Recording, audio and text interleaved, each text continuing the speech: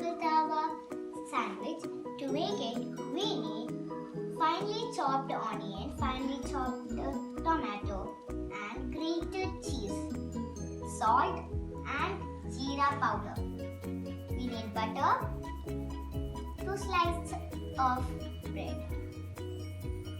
We have to first put some salt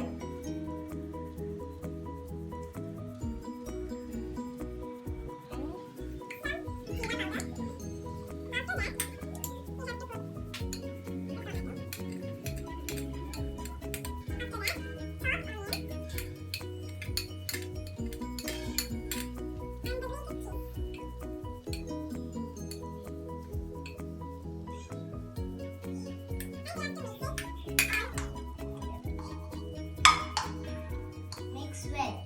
After mixing these all ingredients,